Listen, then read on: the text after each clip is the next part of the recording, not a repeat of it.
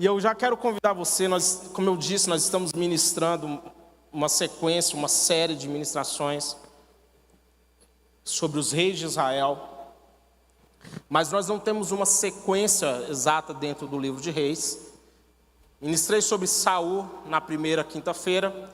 E hoje eu quero falar sobre um dos reis mais extraordinários que Judá teve, Ezequias.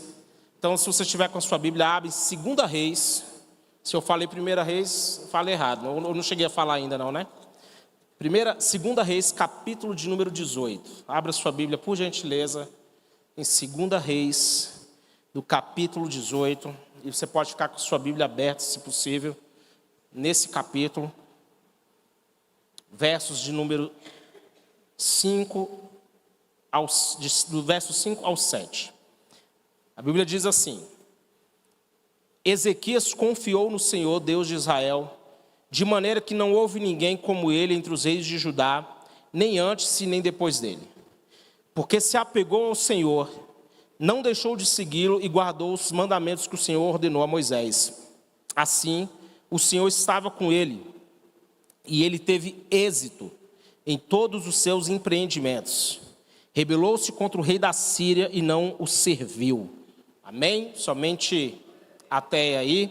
Queridos, Ezequias, ele foi um dos reis mais impressionantes que Judá teve. A Bíblia vai falar nos versos iniciais do capítulo 18, versos 2 e 3, que Ezequias tinha 25 anos de idade quando começou a reinar e reinou 29 anos em Jerusalém. O nome da sua mãe era Abia, filha de Zacarias. Ele fez o que o Senhor aprova, tal como tinha feito Davi, seu predecessor. Ezequias, ele foi um reformista. Ele foi o rei que removeu a idolatria que estava, de certa forma, institucionalizada. Quando nós pensamos, por exemplo, no Brasil, e falamos da corrupção que tanto nos incomoda, o que torna a corrupção dentro do Brasil é um nível que chega a ser tão escandaloso? É a forma como ela é, justamente a forma como ela é institucionalizada. Ela tem uma organização, ela tem um padrão e ela parece estar infiltrada em todas as esferas e a gente fica vendo a proporção que a coisa toma. Nós tivemos há muitos anos o tal do mensalão, ficamos chocados.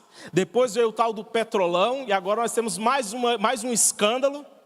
E assim nós ficamos vendo que parece que é uma coisa que está tão enraizada dentro da cultura que dificilmente a gente vislumbra o futuro onde isso não vai estar impregnado. Mas quantos creem que Deus pode fazer um milagre acontecer nessa nação? Amém. Que Deus liberte lá o Congresso Nacional e tudo mais. Ele foi um reformista porque ele combateu justamente essa idolatria. No verso 4, a Bíblia vai falar que ele despedaçou a serpente de bronze que Moisés havia feito, pois até aquela época os israelitas lhe queimavam incenso, e era chamada de Neustã. Então aquela serpente que foi erguida no deserto por um propósito específico, para que algo fosse feito em favor do povo em um tempo específico, ele se tornou um objeto de idolatria. Isso no meio dos cristãos é importante frisar, porque nós temos essa tendência de colocar algumas coisas no lugar de Deus. Nós devemos valorizar o dom que está sobre as pessoas, sobre ministros, mas nós temos que tomar muito cuidado para a nossa admiração não se tornar idolatria. A confiança em Deus é indispensável para o sucesso na nossa vida. E a Bíblia vai falar que ele tinha essa característica, ele se apegou ao Senhor e por causa disso ele tinha sucesso em tudo que ele fazia. No Salmo 1, a Bíblia vai falar: como é feliz aquele que não segue o conselho dos ímpios e não imita a conduta dos pecadores, que não se assenta à roda dos zombadores, ao contrário, a sua satisfação está na lei do Senhor e nessa lei medita de noite. É como uma árvore plantada a ribeiras de águas correntes, que dá fruto no tempo certo, as suas folhas não murcham e tudo que ele faz prospera. Fala para o seu irmão assim: você vai prosperar em nome de Jesus. Você vai encontrar prosperidade quando você encontrar o seu prazer na obediência. No verso 13 do capítulo 18 ainda vai dizer que no 14º ano do reinado de Ezequias, Senaqueribe, o rei da Assíria, atacou as cidades fortificadas de Judá e as conquistou. Agora veja esse padrão, porque mesmo sendo um homem que tinha como característica ser alguém que andou nos caminhos de seu predecessor Davi, isso não isentou ele de passar por momentos de dificuldade. Isso aqui é um jargão já no meio cristão, que nós devemos compreender que estar na igreja não nos isenta de passar por lutas. É ou não é verdade? Nós vamos ter lutas, vamos continuar tendo desafios, vamos continuar enfrentando problemas, porque isso faz parte do ciclo da vida. Jesus, ele deixa muito claro isso: no mundo vocês terão aflições, mas tenham bom ânimo, porque eu venci. E o diabo, ele sempre vai usar de artimanhas para nos afastar do propósito de Deus. O diabo sempre vai usar de subterfúgios. E agora eu quero frisar ao longo dos capítulos a seguir, por isso se você tiver com sua Bíblia aberta no capítulo 18, mantenha assim. Ele teve algumas ações importantes que mostravam, que demonstravam a sua postura diante dos desafios. A primeira coisa que eu quero destacar é a confiança que ele tinha em Deus. No capítulo 18, verso 30 diz: não deixem, aqui é Senaqueribe falando para ele, não deixem Ezequias convencê-lo a confiar no Senhor. Quando diz, com certeza o Senhor nos livrará. Essa cidade não será entregue nas mãos dos reis da Síria. Veja que uma das primeiras ações do diabo é justamente abalar a nossa confiança em Deus. Nenhum relacionamento cresce se não tiver confiança, se não tiver como base a confiança. E o mesmo vale para o nosso relacionamento com Deus. Se você não confia em Deus, obviamente você não vai ter ações que colaboram, que corroboram para a ação de Deus na sua vida. Você vai agir por medo, você vai agir por qualquer outra coisa. Um texto judaico, que é uma frase famosa, diz assim que o homem que rouba a confiança do outro é o pior dos ladrões. No Salmo 137, versos 5 e 6, diz assim: entregue o seu caminho ao Senhor, confie nele e ele agirá. Ele deixará claro como alvorada que você é justo e como o sol do meio-dia que você é inocente. A confiança em Deus, ela é indispensável para a nossa caminhada cristã. Não tem como você, por isso que vamos fazer uma associação rápida aqui com confiança e fé. A Bíblia fala que se você... sem fé é impossível agradar a Deus, porque todo aquele que se aproxima tem que crer que Ele existe e que Ele tem recompensa para aqueles que o buscam. Se você não consegue viver uma vida de confiança em Deus, você não vai colher frutos do seu relacionamento com Ele. Quando nós dizemos que confiamos no Senhor, mas temos ações diferentes. É uma expressão que eu ouvi há muitos anos chamado de ateísmo prático. É dizer que confia em Deus, mas as ações não, como eu disse, não colaboram para isso. Quantos aqui confiam em Deus? Quantos confiam em Deus? A palavra do Salmo 91 é para a sua vida: que aquele que habita no abrigo do Altíssimo e descansa à sombra do Todo-Poderoso, diz ao Senhor: tu és o meu refúgio, a minha fortaleza, o meu Deus em quem eu confio. Vai, levanta suas mãos e fala assim: tu és o Deus em quem eu confio. Nas tempestades é no Senhor que eu confio. Nos dias de dificuldade é no Senhor que eu confio. Nos momentos de desafio, de batalha, nos momentos de escuridão, eu vou escolher confiar no meu Deus. E se eu escolho confiar em Deus, a palavra que está no Salmo 91, nos versos 10, diz: nenhum mal vai te atingir. Fala para o seu irmão, se levanta a mão para o seu irmão e profetiza essa palavra para ele: nenhum mal vai te atingir. Desgraça alguma vai chegar até a sua casa. Aos seus anjos, fala para ele, aos seus anjos, ele vai dar ordem ao teu respeito, para que eles te protejam em todos os seus caminhos. Com as mãos eles te segurarão, para que você não tropece. Segundo ponto importante: tenha discernimento, tenha astúcia. Versos 31 e 32 no capítulo 18. Não deem ouvido a Ezequias, Assim diz o rei da Síria: façam paz comigo e rendam-se. Então cada um de vocês, olha essa proposta, irmão, presta atenção nisso aqui. Ezequias, Senaqueribe manda essa mensagem para o povo. Ele diz assim: cada um de vocês vai comer da própria videira e da sua própria figueira e beber a água da sua própria cisterna, até que eu venha e os leve para uma terra igual a de vocês, terra de cereais, de vinho, de pão, de vinhas, de oliveiras e de mel. Escolham a vida e não a morte. Não deem ouvidos a Ezequias, pois ele os está iludindo quando diz: o Senhor nos livrará. Irmão, não pense que o diabo sempre vai te atacar abertamente. Às vezes nós imaginamos aquela figura bem maligna do diabo, com chifre, com tridente na mão, aquela coisa bem exagerada. Mas não é assim que o diabo se manifesta. Na verdade, a Bíblia até chega a dizer que ele se travesti em anjo de luz.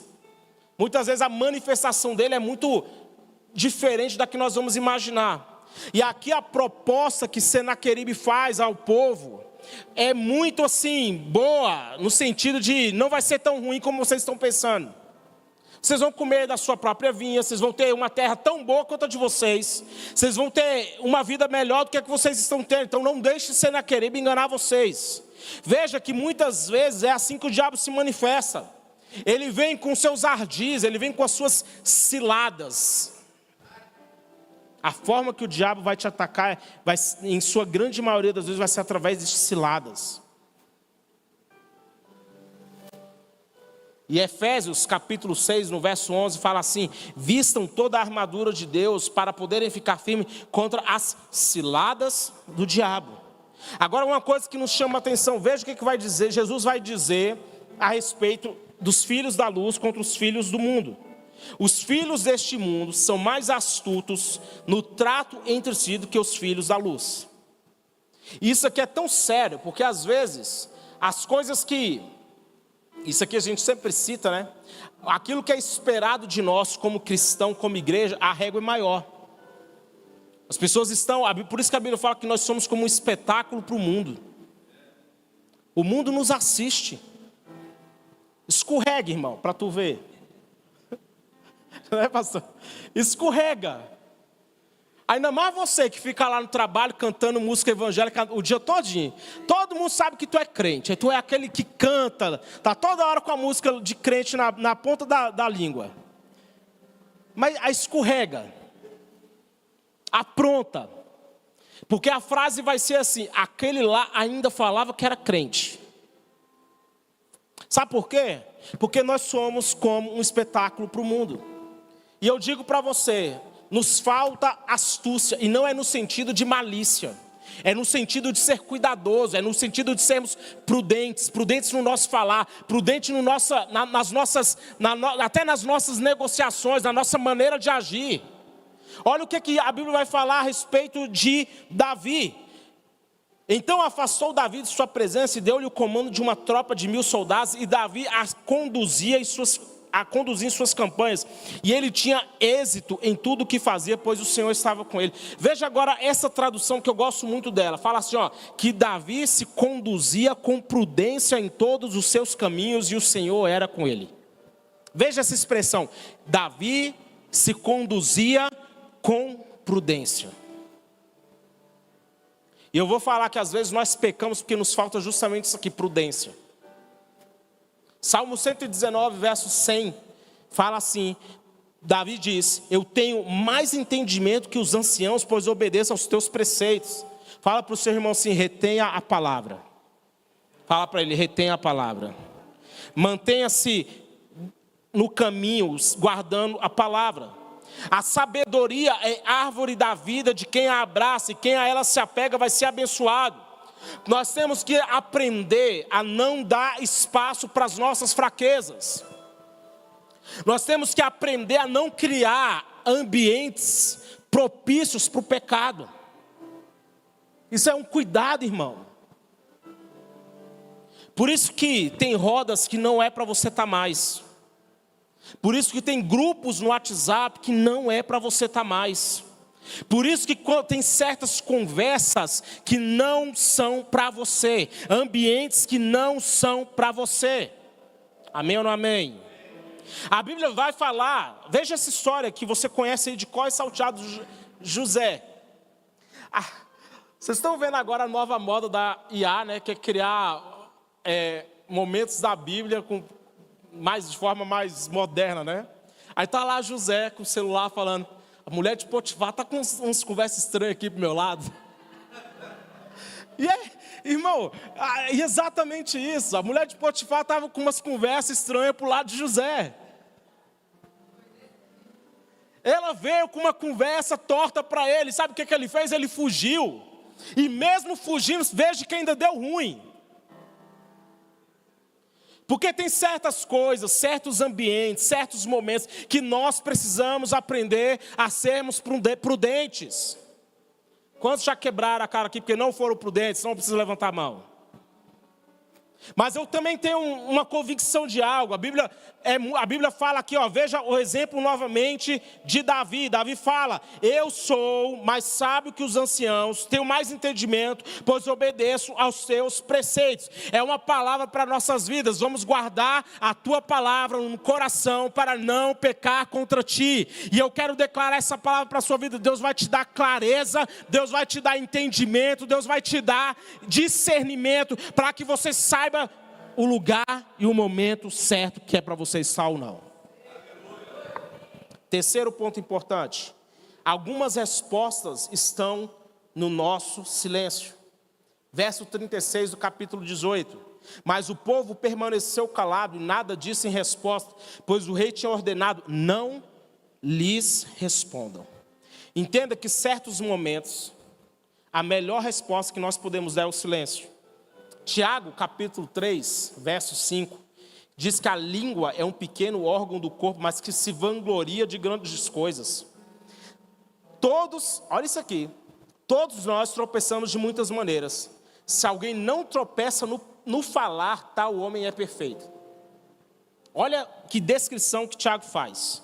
Se um homem não peca no falar, tal homem é perfeito, sendo também capaz de dominar todo o seu corpo. Queridos, não existe nada mais autêntico em nós do que as nossas reações. Porque nós agimos como queremos, mas reagimos como de fato somos. Nada é mais verdadeiro sobre uma pessoa do que a maneira como ela reage. Porque quando você está com uma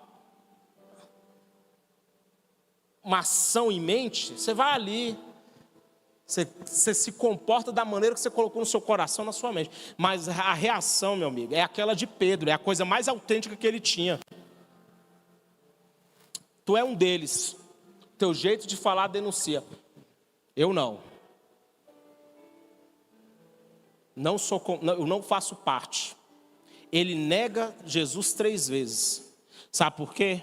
Porque Pedro ainda não era convertido. Você quer a prova bíblica disso? Jesus vira para ele e fala assim, tu depois que tu se converter, vai lá e fortalece os teus irmãos. Pedro ainda não era convertido. Andou com Jesus todo um tempo, mas ainda tinha aquele espírito. Todos nós tropeçamos. A Bíblia vai falar em Eclesiastes que do muito falar nasce a prosa vã do tolo. Provérbios 17, verso 28, até o insensato se passa por sábio se ficar quieto, e se contiver a língua parecerá que tem discernimento. Eu ouvi certa frase que o autor vai falar assim, que quando você ganha discussões o tempo todo, você pode estar perdendo o coração de alguém. Nós temos que aprender que certas coisas que nós vamos conquistar é no silêncio. Tem certas batalhas que elas são de fato ganhas no silêncio, no joelho dobrado, que nem tu você precisa tornar público. Amém ou não amém? Mas fala para o seu irmão assim, o momento do seu brado vai chegar. O momento onde você vai poder levantar a voz vai chegar. A Bíblia fala, olha, veja Josué. Josué tinha ordenado ao povo, não deem brado de guerra. Não levantem a voz, não digam palavra alguma. Até o dia em que eu lhes ordenar, então vocês gritarão. Eu quero profetizar que o dia para você gritar está chegando. O momento em que você vai poder levantar a voz está chegando. E você não vai levantar a sua voz para se justificar, para se explicar, para acusar, mas você vai levantar a voz para dizer: Deus fez na minha vida, Deus agiu, e o que eu tenho para contar aqui é um testemunho da grandeza e do poder de Deus na minha vida. Porque quando nós nos calamos, nós permitimos que Deus responde por nós. Romanos 8:33, texto muito conhecido, diz: quem fará acusação contra os escolhidos de Deus? É Deus quem os justifica. Quem os condenará? Foi Cristo que morreu e mais, que ressuscitou, está à direita de Deus e intercede por nós. Quem vai responder aos inimigos, às acusações do diabo, é o Senhor. Quarto, ele diz, ele leva as suas afrontas diante de Deus. Agora já no capítulo 19, verso 1 diz: ao ouvir o relato, o rei Ezequias rasgou as suas vestes, pôs roupas de luto e entrou no templo do Senhor. Ezequias recebeu a carta das mãos dos mensageiros e a leu. Então subiu ao templo do Senhor e estendeu perante o Senhor. E Ezequias orou ao Senhor. Queridos, a oração é a arma dos humildes. A Bíblia diz em 1 Pedro: portanto, humilhem-se debaixo da poderosa mão de Deus, para que Ele os exalte no devido tempo. Uma frase de um autor vai dizer assim, que oração e fé farão o que nenhum poder na terra pode realizar. Oração e fé farão o que nenhum poder na terra pode realizar. Não, a coisa mais poderosa que você pode fazer por alguém é orar por ela. Mas hoje, Deus vai responder as nossas orações. Deus vai te dar uma resposta. Quando você tem uma oração aí, quando você está buscando algo, você pode falar para alguém assim: Deus vai responder a sua oração. Deus vai ouvir o seu clamor e Ele vai entrar com resposta na sua vida em nome de Jesus. Segunda Crônica, no capítulo 7, verso 14, diz: se o meu povo que se chama pelo meu nome se humilhar, orar e me buscar e se converter dos seus maus caminhos, dos céus eu ouvirei, perdoarei o seu pecado e sararei a sua terra. Ele foi até Deus. Ele não pegou a sua batalha e, como eu disse, tornou ela pública. Ele não foi para o Twitter, ele não foi para o Instagram, ele foi até Deus. Ele apresentou diante de Deus o seu desafio. Ele apresentou diante de Deus a acusação do diabo. Ele levou até Deus. E a Bíblia vai falar que Deus ouviu a oração acerca de Senaqueribe. Deus ouviu. Assim diz o Senhor, Deus de Israel: ouvi a sua oração acerca de Senaqueribe. Eu não sei qual que é o desafio, talvez seja uma questão financeira. Eu profetizo: assim diz o Senhor, Ele ouviu a sua oração. Ele ouviu a sua oração acerca do seu casamento, acerca dos seus filhos, acerca da sua vida financeira, dos seus desafios ministeriais.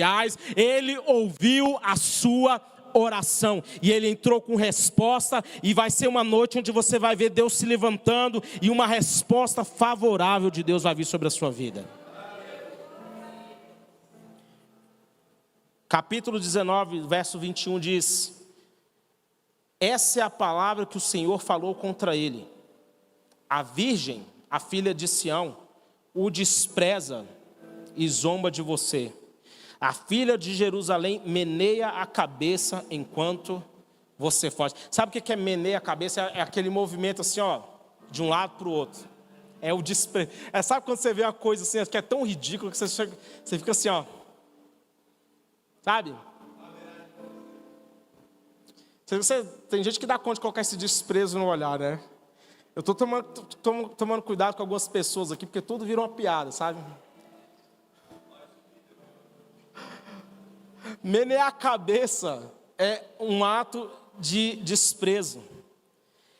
Ele pegou, Deus fala assim, você vai menear a cabeça, você vai desprezar aquilo que Senaqueribe está tentando fazer contra você. O que o diabo tentar contra a tua vida, contra a sua casa, hoje você vai menear a cabeça, vai falar assim, diabo, você vai desprezar. Às vezes nós pensamos assim, nós imaginamos um diabo tão poderoso, tão ativo. Irmão, mais ativo do que o inimigo é o Deus que nós servimos. Mais poderoso do que a cilada do diabo é o plano de Deus para a sua vida. Maior do que as astúcias, do que os ardis do diabo, é aquilo que Deus projetou para você. Porque Ele diz, eu sei os pensamentos, os planos que eu tenho a respeito de vocês, são planos de paz e não de mal, para dar a vocês um futuro e uma esperança. Você pode desprezar a crise, você pode desprezar a dívida, você pode menear a cabeça, sabe por quê? Porque já vai ter um momento favorável de Deus para a sua vida.